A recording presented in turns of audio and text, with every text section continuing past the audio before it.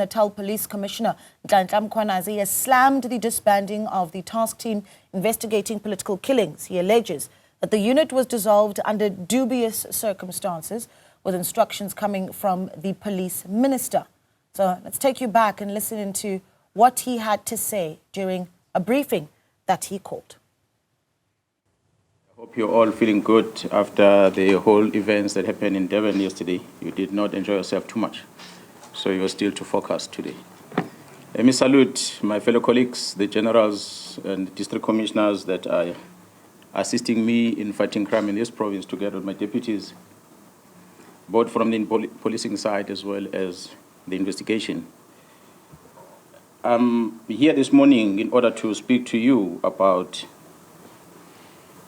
the policing issues that are happening in KZN as well as in the Republic of South Africa. So I'm presenting this briefing to the citizens of this province, and by extension, the inhabitants of the Republic of South Africa, specifically about the work of the political killings task team. It's been spoken about a lot, I'm sure you know that. Let me give a bit of a background about this political killings task team. In 2018, the President of the Republic, His Excellency President Ramaphosa, established the Interministerial Committee, which we refer to as IMC, which consists of the Ministers of Police, the Minister of State Security, the Minister of Defense, the Minister of Justice and Correctional Services, and Correctional Development. These ministers were given a task by the President to ensure that they deal with matters of security nature that affect political leadership in this province. You will recall that the minister had visited the family of the late Musawenkosi Mkhwanazi in Plesisle in Pietermaritzburg in May 2018. It was then where this IMC was established by the President. So it is a committee of ministers, not a police-directed operation, but a committee that involves different departments. The IMC at the time met and listened to the investigation report that was presented, the so-called political task team that was established before them. And the observation, amongst others, was that the task team was working in silos. It was compromised, and that it did not have any investigation as well as a prosecutorial plan or strategy. As a result, there was a little or no progress in the investigation and prosecution of these cases. A decision was therefore taken by the IMC to establish a national integrated multidisciplinary task team, which consists of the South African Police Service, the National Prosecuting Authority, NPA, supported by both state security as well as correctional services, which commenced its work in July of 2018 to implement the now tried and tested analysis-led and prosecution-driven investigation strategy. As a result of the excellent performance, the political killings task team has been assigned in another presidential intervention project. I can name the few: the killing of the traditional leaders in the province of KwaZulu-Natal, as well as the murders that happened in the University of Fort Hare in the Eastern Cape. Since the establishment of this political killings task team in July 2018, the team has been investigating a total of 612 case dockets. These case dockets include murders, attempted murders, intimidation, conspiracy to commit murders, and other cases. A total of 436 suspects were arrested and charged. 156 firearms were recovered, of which 55 of them were linked directly with ballistically through our forensic testing to the political related cases. An additional 35 suspects who are members of the South African Police Service were arrested. The notable one is the one who's now in prison, who's been working with the parliamentarian who was involved in the murder, about the murder of one Siniso Magado. We're going to talk about that later. A total of 128 accused were found guilty on 106 cases. 29 accused were sentenced to life in prison. 40 accused were sentenced between 10 to 35 years. 25 accused were sentenced between 1 to 9 years. 23 accused were sentenced between 3 to 12 months. And there's quite a lot of awaiting trial prisoners that are going to be finalized in the next coming few weeks. So a total of sentences that is total number of years that has been given, if I add all of them, amounts to about 1,801 years of imprisonment. This is the work done by the team since 2018 to date that have led into the successful prosecution because of this integration working between the SAPS and the prosecution. On the 26th of March 2025, this year, a total of 121 case dockets that were under investigation were taken away from the task team as directed by a Deputy National Commissioner Crime Detection, a Lieutenant General Sibiya, who was acting on the instruction of the Minister of Police to disband the team. This was done without the authority of the National Commissioner, nor I, as a Provincial Commissioner, was never informed. These case dockets have since March been sitting at the head office ever since, without any investigation work done on them.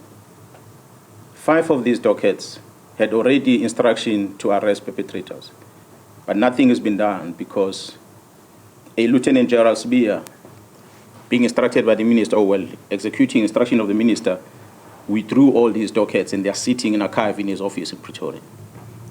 God knows why. Therefore, only a total of 112 dockets which are still in court, of which 54 of them are political related and others will include parallel ad hoc, as well as the dockets that are involving the incident at Fort Hare University, and 5 of them are traditional leadership, are still with the team at this present moment. In the year 2024, a request was received from Gauteng Organized Crime Investigating Unit to assist with the investigation to dismantle the organized crime syndicate that was operating in Gauteng, that was controlled in Gauteng but operating in the rest of the country and in neighboring countries. I, as a Provincial Commissioner, took a decision to deploy 10 members from this political killings task team to go and support this organized crime unit in Gauteng. I can tell South Africans that this decision was a cause for the disbandment letter of this team because they overstepped their mandate of only focusing in KZN. They went to support Gauteng organized crime unit with the dismantling of a criminal syndicate.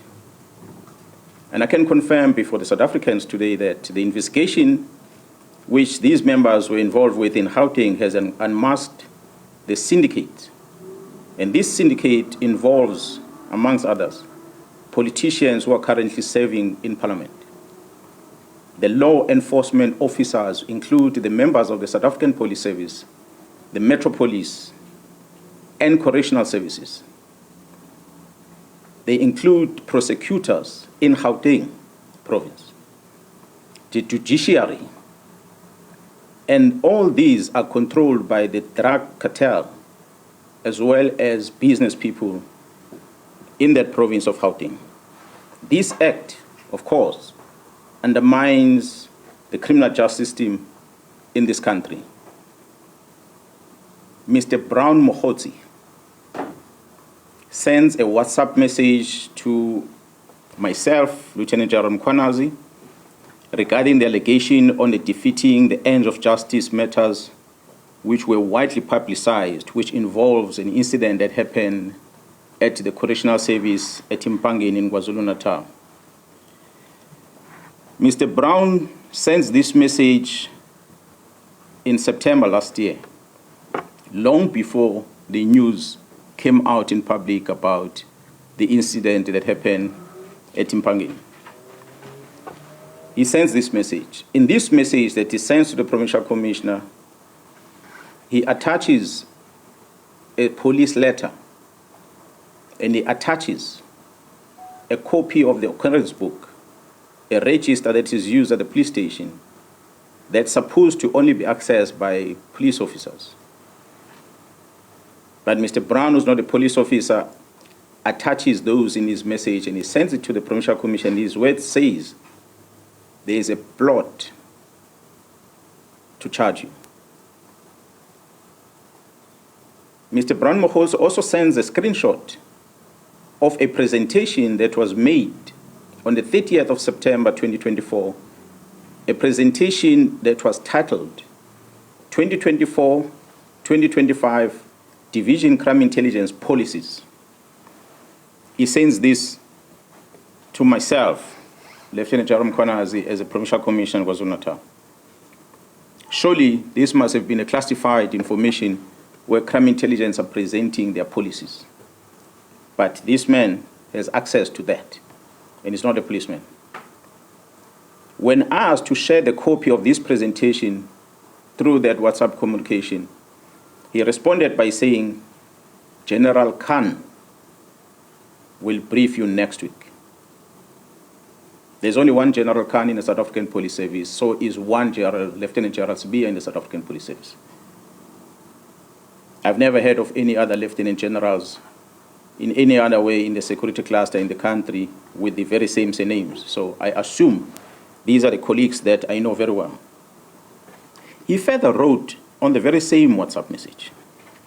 He said that, I quote, the minister is briefed. He has just arrived in Lusikisiki, end quote. You will recall, colleagues, that we had an incident in Lusikisiki, a mass murder that happened there. And the Minister of Police had gone visiting the families and that crime scene. So after this communication, the Provincial Commissioner called the Chief of Staff,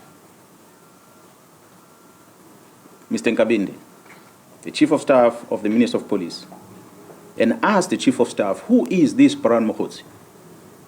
This Brown Mkhwanazi seems to be traveling with the minister to Lusikisiki. Who is he? Because I've never heard of him.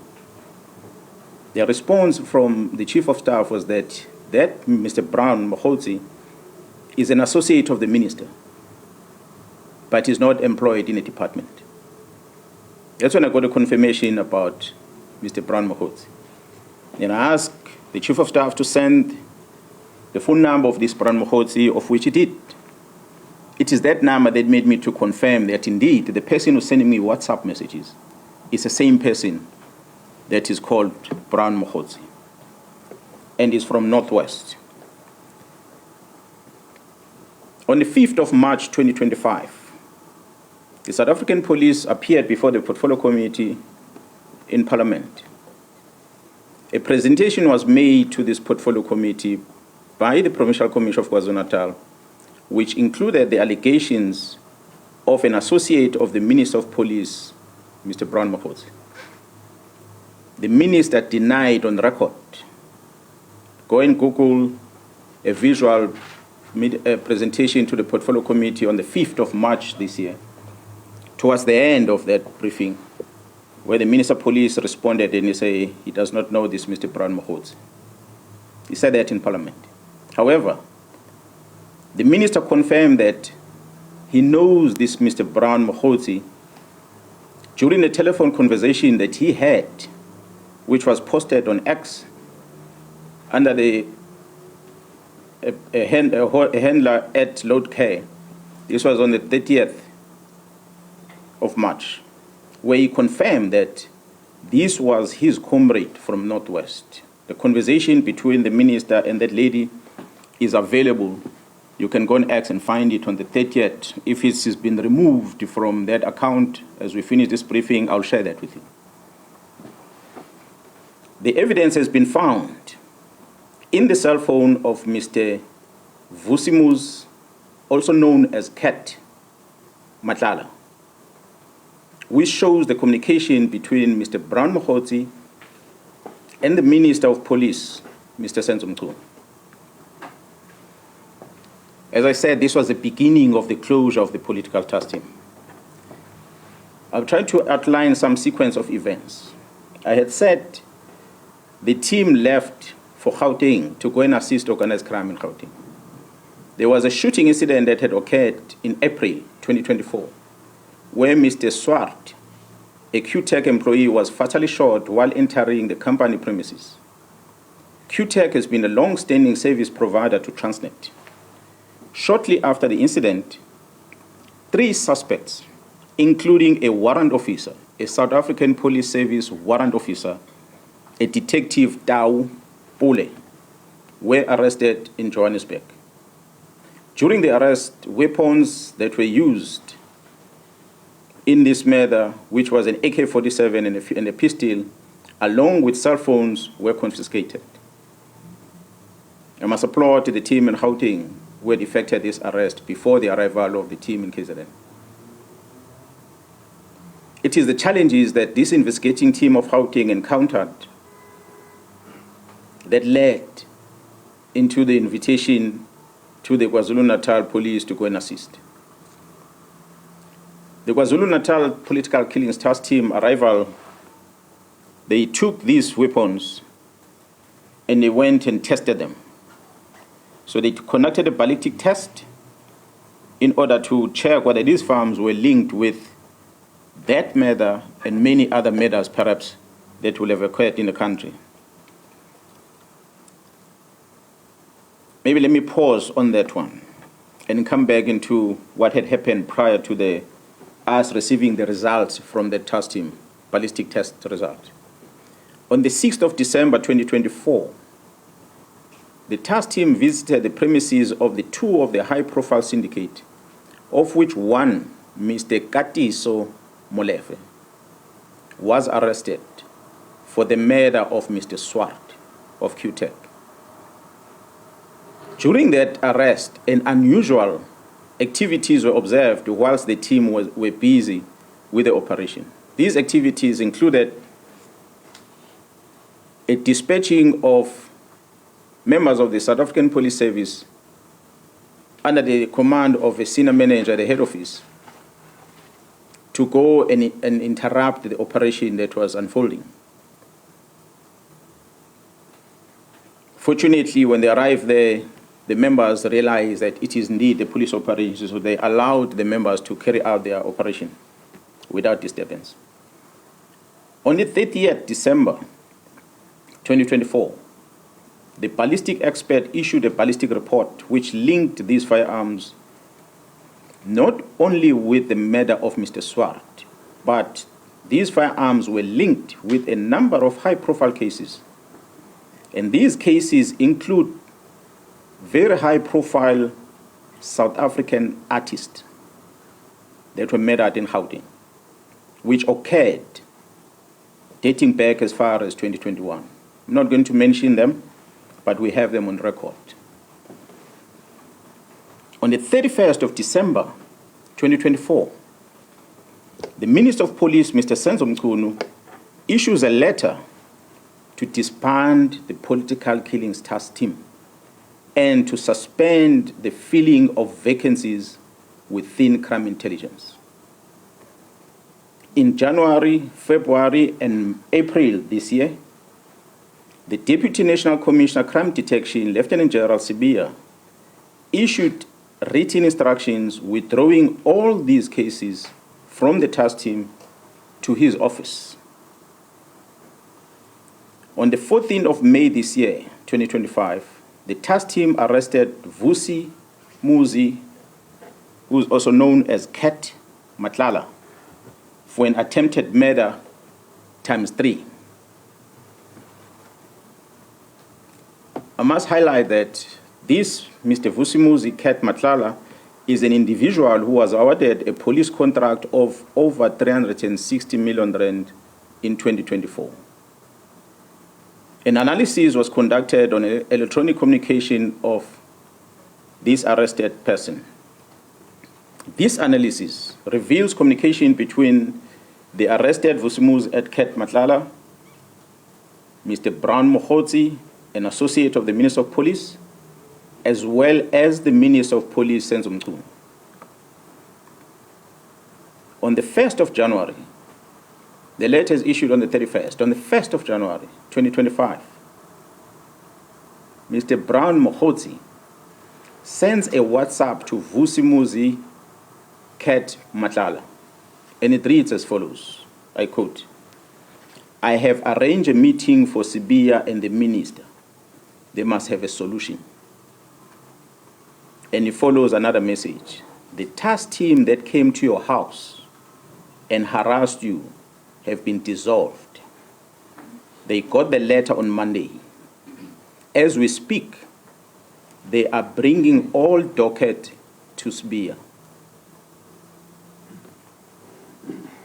This letter is issued on the 31st of December 2024.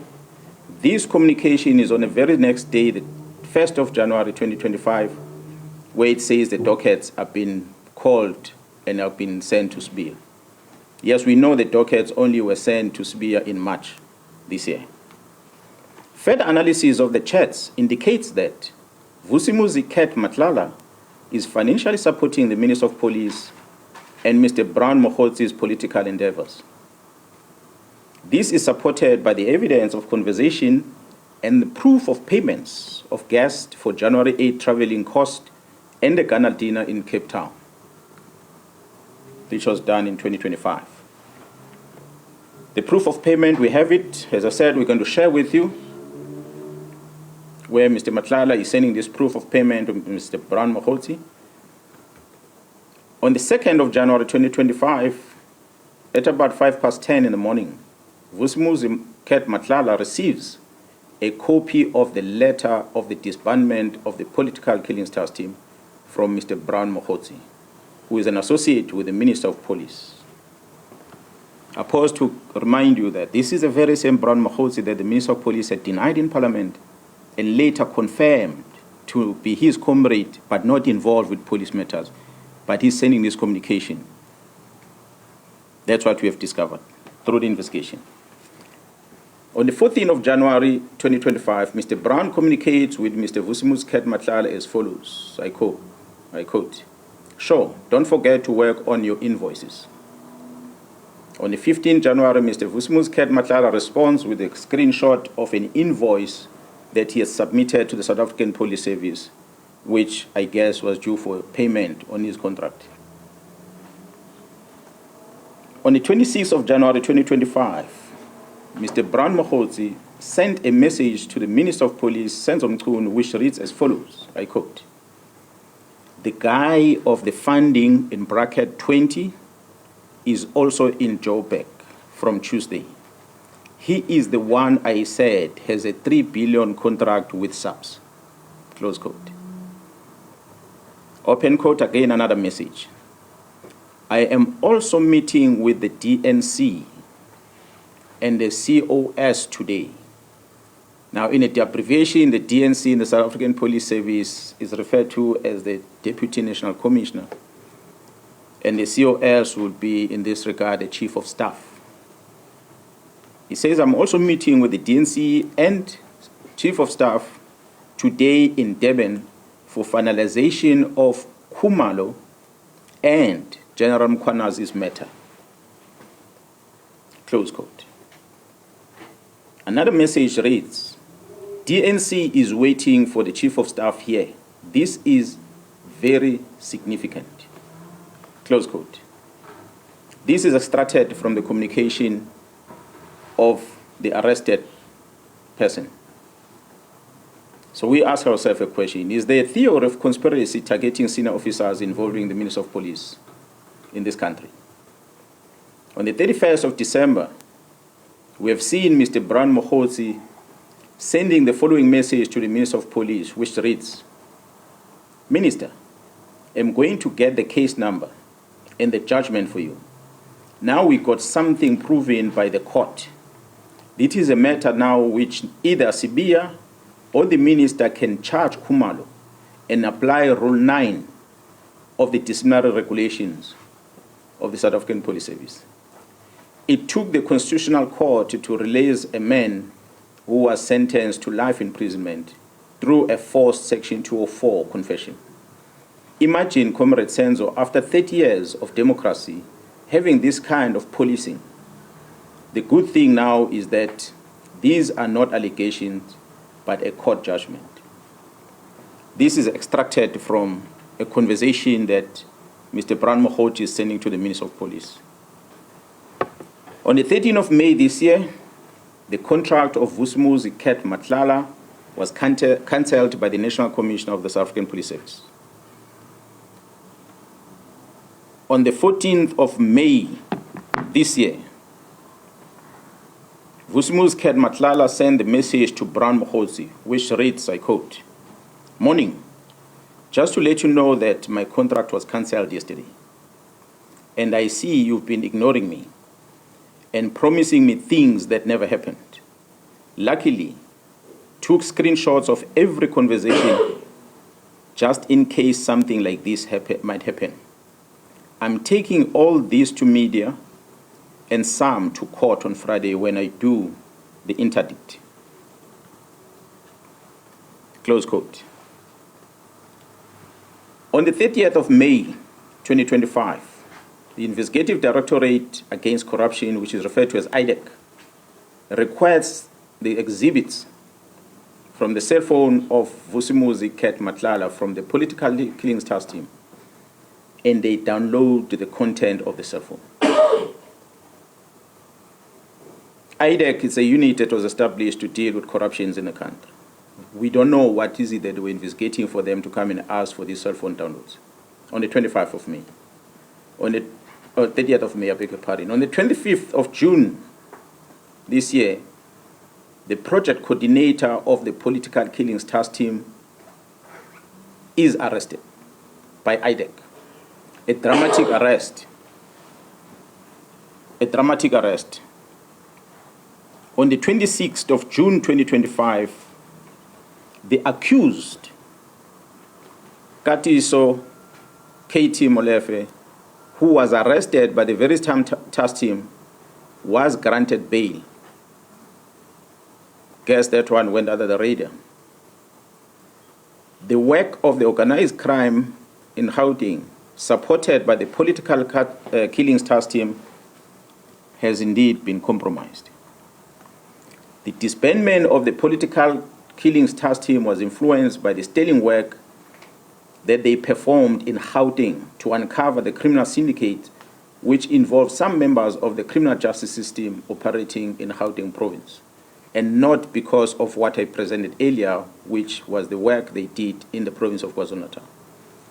Their demise was as a result of them assisting Gauteng to uncover the criminal syndicate.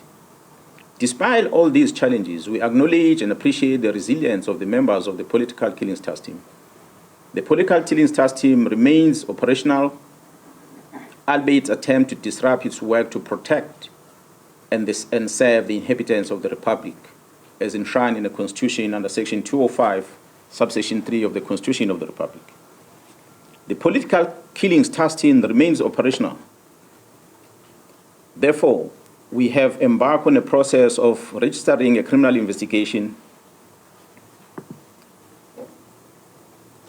in order to deal with this infiltration and control of the criminal justice system by the organized crime. We, in KZN, know that a member of crime intelligence or members of crime intelligence released classified documents and handed them over to a member of parliament. That includes vetting documents, as well as covert properties. We all know in the country that the Joint Standing Committee of Intelligence is the one that must supervise the operations of a secret fund account, not only for the South African Police Service, but all the intelligence agencies in the country. That the members of crime intelligence gave these documents to the Member of Parliament, and the Member of Parliament registered a criminal case in Gauteng where he was alleging that some of the officials within crime intelligence were issued fraudulent vetting clearance certificates. After opening the case, he sends a communication to the Minister of Police. He asks the Minister of Police to take these dockets and assign them to someone else. The Minister of Police Chief of Staff, Mr.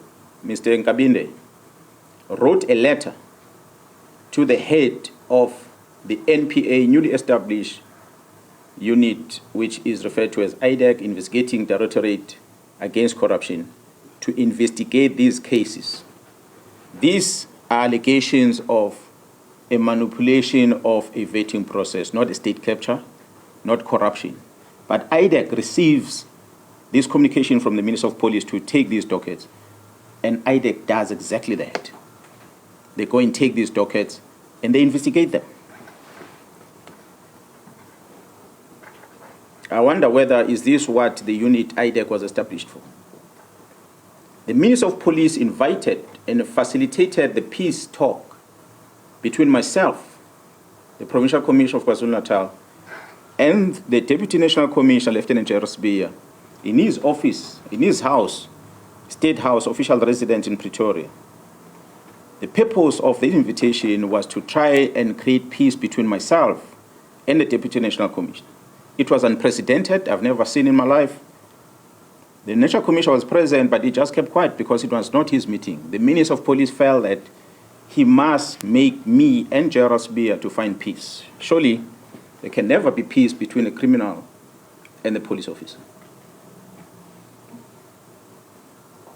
As we speak, the South African Police Service, KwaZulu-Natal, still does not have a leader within crime intelligence because of the letter where the minister suspended the filling of vacancies at crime intelligence, which is dated the 31st of December. So to date, we don't have a command of crime intelligence in this province. We are trying to figure out on our own how to infiltrate syndicates because the minister decided these posts must not be filled. The crime intelligence at the national level has no commander as we speak.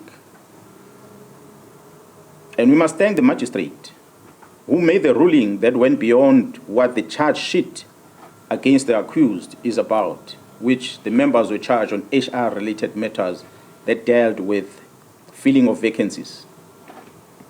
The magistrate directed that these members must never enter any premises of crime intelligence in the country. So which means all the work of crime intelligence had to come to a halt. Interesting for us is that another magistrate who then had the matter of the second accused on that case, who had remained in custody last week, did not issue the same condition. He understood that the judiciary cannot get involved in determining whether people must go back to work or not. It is an employer that must make the decision. But I must just indicate to the South Africans that Mr. Padayache, who appeared in court on the day when these police officers were arrested, whom the magistrate referred to as an investigating officer, is a former member of crime intelligence himself. He retired from the police and he went to join this new unit, IDEC.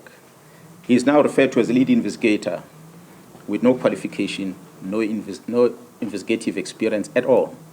But he is a person whom the magistrate directs that if anything is wanted at crime intelligence, must go via him. So he gives him a carte blanche to access anything at crime intelligence on behalf of the members that are employed to work there. The vetting section within crime intelligence has more powers than any other units within that space because they can scrutinize everything about the applicant who's applying for security clearance.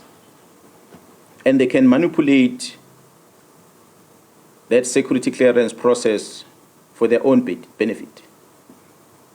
So I stand here understanding, as leading this province of KwaZulu-Natal, that fighting organized crime remains a priority as directed by government. The National Commissioner remains my commander and the commander of all of us as we wear this uniform. And we must protect this badge and the police commissioner.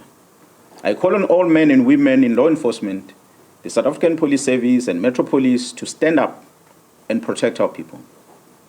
Yes, sometimes law can stand on the way to achieve justice. We must choose justice. Thank you so much for listening to me.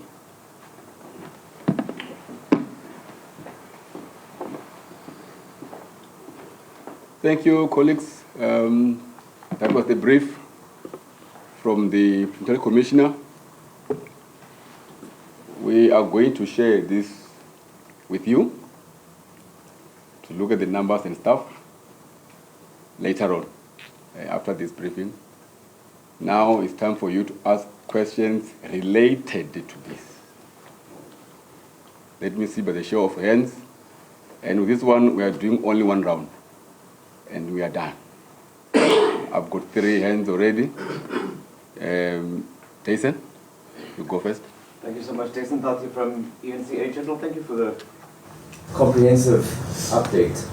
I did hear you say that there will be a criminal investigation, but I want to ask you more directly. Would Minister and CBA be investigated, or are they being investigated as we speak for this? Because from what you've outlined, there are clearly a number of crimes that have been committed there, and these are the names that have been central to what you've been outlining. The second part of this is, what does this mean for your working relationship, for the work that you do here with your team? Considering that there is this, it's more than an elephant in the room, but considering that there is this, how will this impact the work that you do? And I think the last question is, with everything that you've said here now, what do you foresee happening to you? Do you see any implications for yourself based on everything you've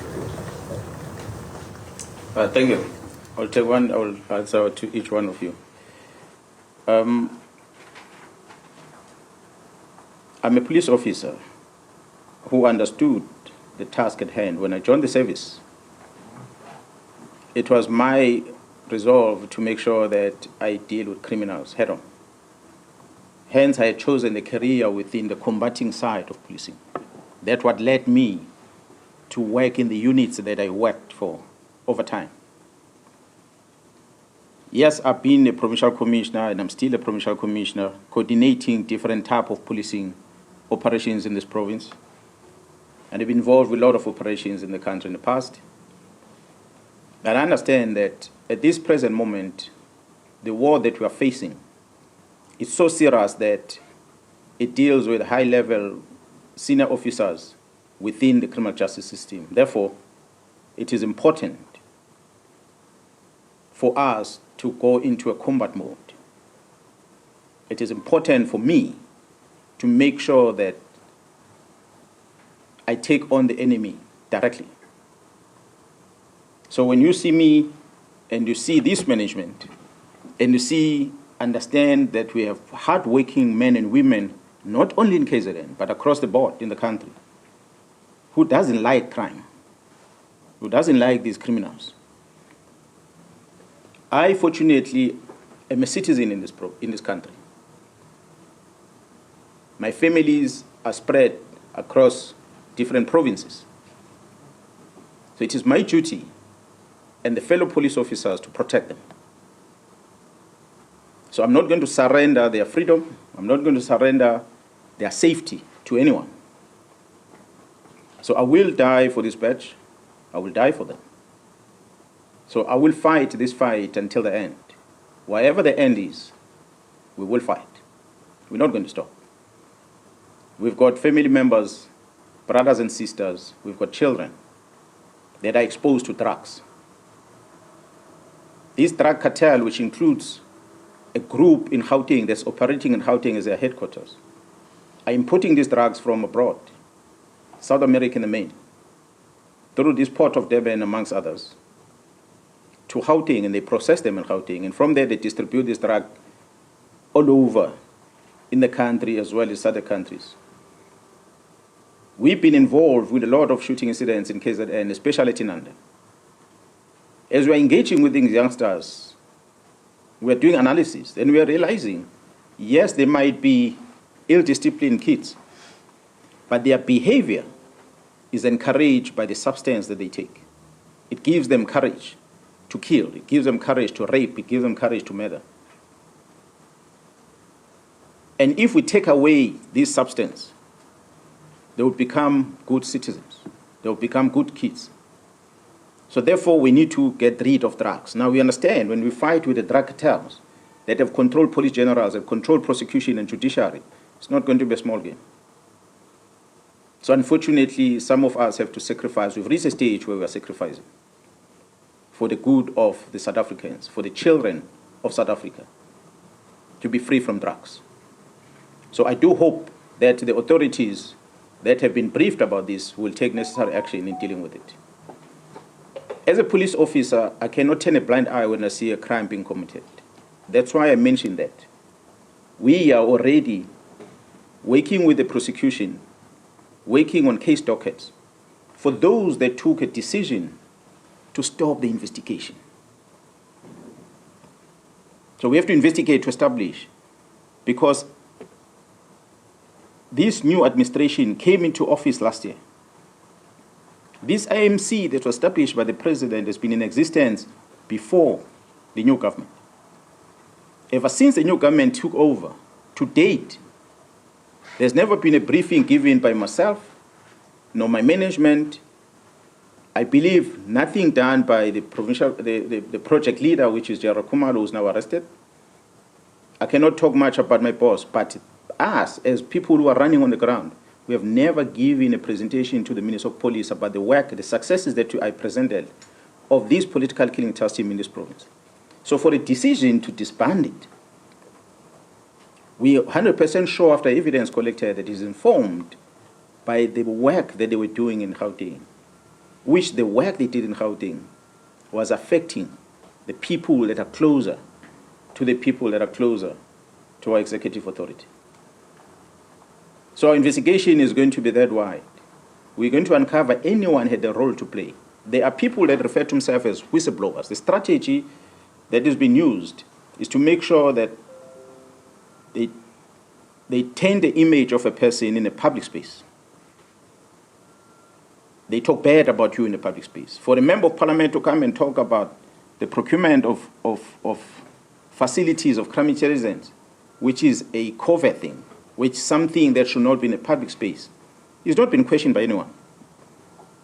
The person who's accused understands that he cannot speak in public about it because it's a covert thing. If he speaks public about it, he's going to be facing a criminal offense himself. Now they're exploiting that gap, that we know this person can't speak, so let's speak and make him look bad. He can only speak behind closed doors in parliament, but he can't speak to the public. Push the man until he reaches the end, and he's going to expose the issues of national security of this country, simply because there are people with evil intentions who are pushing him to get to that stage, using the state apparatus to execute the mandate. So we have to investigate in order to be able to remove the cancer. That's where we're going to go. I hope I answered all your questions. Just what the implications for you from this point? Yeah, what I said when I started, that I've decided to take this fight head on. So the least that can ever happen to me is to someone to come and attack me, or somebody to issue an instruction that Mkhwanazi must be fired from the police, or suspended, or arrested for that matter. What I know, what I like about KwaZulu-Natal, especially in South Africa at large, that we've got very dedicated people out there, from the law enforcement as well as private sector, especially the security companies, that we are running the streets with them on a daily basis, who understand that there's a rot in this organization, who understand these problems that you're talking about, and they're not going to sit back and allow this thing to continue. So I'm inviting all of them. I'm inviting the citizens to stand up and protect these men and women who are standing for the truth in this organization. They must protect them. Whether I'm there or not there, fight must go on. We must protect this country against crime. It's all what we can do. So whatever happens to me happens. I'll take it, whatever happens, happens. If it's prison, it will be prison. It's already on communication planned by Mkhwanazi, the DNC, and the Chief of Staff, that they must deal with my matters. Whatever matters comes, they will come. But what we must not surrender is this country and our children to be controlled by drug syndicates. And that's what is currently happening. Yes, sir. Who's next? Next one. This was the last one. Clive. Yes, thanks. My name is Nhlanhla from The Witness. My first question is really it's around clarity. You talk about evidence collected. Obviously, when you collect evidence, whatever evidence you get, it must be preceded by an investigation. I'm just trying to understand the nature of the investigation conducted, who authorized it. Which one now? No, the evidence that you collected, that you have been citing. I think it means the Katisomuli fair at the arrest when those weapons were taken for ballistics.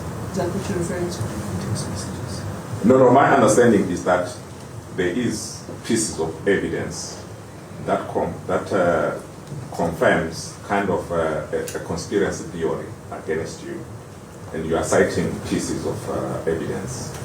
I'm just saying, did you do it yourself, the collecting of this evidence? Oh, okay. Yes. I've said, if maybe you didn't capture this thing, so when I was talking, you were typing, that's why I didn't get some of the things. Yeah, no, I was typing much. The team of Gauteng Organized Crime Unit been investigating a murder case of Mr. Swart.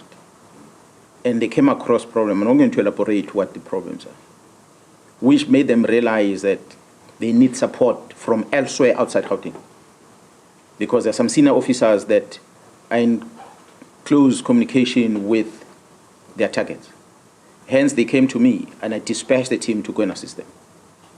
In that investigation the team were doing in Gauteng, under the leadership of Jaru Khumalo, who's now arrested, uncovered a lot of things. It led to the arrest of one of the drug lords and the search of the other one, and eventually the arrest of the second one. The arrest of the second one, and when they took his phone and they downloaded his phone and they found all his communication. So it is the team that was working, not me. So that's where everything was unfolding. We were asking ourselves a question as to what made the minister to decide to disband the team. We did not know until we found it from the suspect's phone. That, this thing came from December as a strategy to neutralize the investigation against these drug lords, because the team was perceived to be handling the drug lord case. What they did not realize is that that case docket was not part of the political task team. That case docket was in Gauteng. And the hard-working men in Gauteng were investigating that. Because they were threatened, they were supported by this team. But the docket remained there. Now, there's a number of people that should have been arrested in Gauteng that are not arrested because the prosecution does not want to sign off the warrant of arrest for those people. We do hope that pretty soon we might find some changes with good, dedicated prosecutors. We might see arrests happening. And these incident that involves artists in this country that were killed is going to come to the fore. And when that comes to the fore, you'll remember the day when I stood here before you and I spoke about it. So my investigation in this province is not about my plot per se, but it's about the defeating the ends of justice. How do you decide to stop the investigation from March to date? Who gives you the authority? There's directives here from prosecution that investigating officer must do A to Z. These investigating officers were told to go home and leave these investigations. For whose benefit? So we ask a question. And the instruction says, as per the directive of the executive authority. Now we ask ourselves, when we're going to scrutinize this, we investigate, what is the constitutional mandate of the Minister of Police and what is the constitutional mandate of the South African Police Service? What is the Police Act saying about the powers of the Police Commissioner versus what the Minister of Police is supposed to do? There's a policy and there's operations. I had said on the record before, I will not close the task team not unless the National Commissioner gives me the instruction. That's why today this team is working. So we're not going to stop. That's why as we continue as police officer, we investigate, we're going to find the rot. Now the cancer has gone so deep that we have to now focus ourselves in here and stop chasing children at Inanda. We must get rid of the drug that make those kids to behave like that.